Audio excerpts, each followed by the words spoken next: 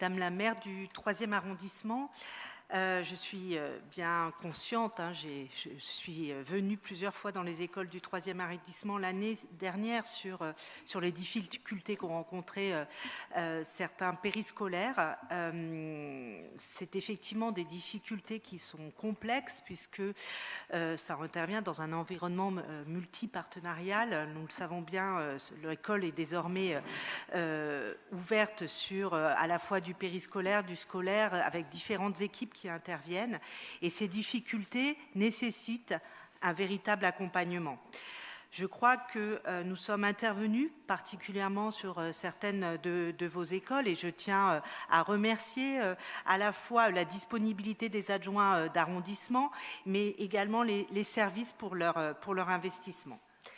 En cette rentrée, le secteur périscolaire demeure fragile au niveau national, notamment du fait de la pénurie d'animateurs. Je crois que l'animation, la filière animation connaît des difficultés structurelles importantes qui reposent à la fois sur un manque de reconnaissance, de valorisation, de professionnalisation et de structuration de cette filière. Et ces difficultés se sont particulièrement accrues après la période Covid.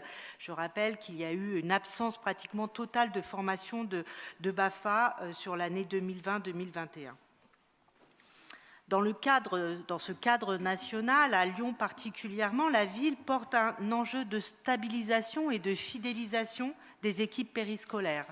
Et je pense que nous prenons notre part pour une amélioration substantielle des conditions du travail des équipes, à la fois municipales et associatives. Nous avons actuellement, cet après-midi se passe dans ces locaux, un forum de recrutement des animateurs. Il avait été organisé déjà un forum au mois de juin. Nous en organisons un deuxième actuellement, à la fois pour la ville de Lyon, mais également pour les associations. Je crois plus d'une cinquantaine de structures associatives y participeront, ce qui dénote quand même une vraie problématique de recrutement. La ville de Lyon a décidé dès le début de son mandat de CDIser une soixantaine de directeurs périscolaires municipaux.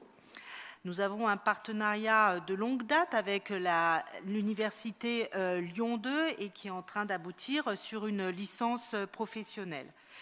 Nous portons en tant que ville de Lyon à France-Urbaine, les difficultés que nous rencontrons à la fois par les difficultés de recrutement de l'éducation populaire sur le périscolaire, mais également les difficultés municipales. Et France-Urbaine est en train de déclencher une filière animation, une réflexion sur la filière animation dans ses échanges avec le gouvernement.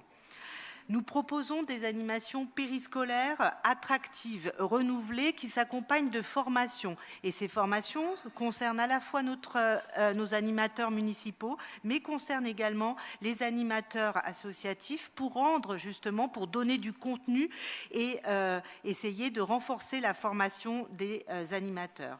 Et enfin, depuis le début de la réflexion sur le projet éducatif, nous avons impliqué toutes les équipes, que ce soit les associations d'éducation populaire comme nos directeurs d'accueil de loisirs, enseignants, sur le projet éducatif. Au-delà de ces démarches, et comme vous le savez, 10 écoles du 3e arrondissement connaîtront une transition au 1er janvier 2023 en termes de gestion périscolaire. La MJC Sans Souci reprendra en gestion périscolaire 4 écoles, l'école maternelle et élémentaire Montbriand et l'école maternelle élémentaire Harmonie-Rebatel.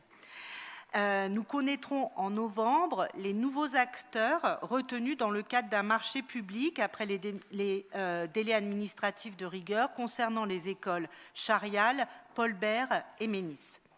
Notre accompagnement ne faiblira pas, Madame la maire, il s'amplifiera même dès le mois de novembre pour accompagner au mieux cette transition. Avec, depuis le mois de mai et le mois de juin, un accompagnement juridique des salariés actuels afin de préparer avec eux la poursuite de leur parcours professionnel.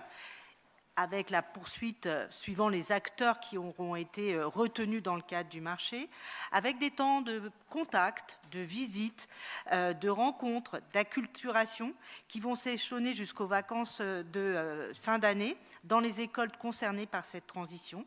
Et puis après, également, avec des réunions d'information auprès des familles. Nous en avons déjà eu précédemment l'été, mais effectivement, dès que les acteurs, notamment du marché, seront connus, nous nous sommes engagés à rencontrer à nouveau les parents pour leur expliquer dans quel cadre, comment la transition allait se faire et qu'ils puissent rencontrer au plus tôt les équipes de ces acteurs.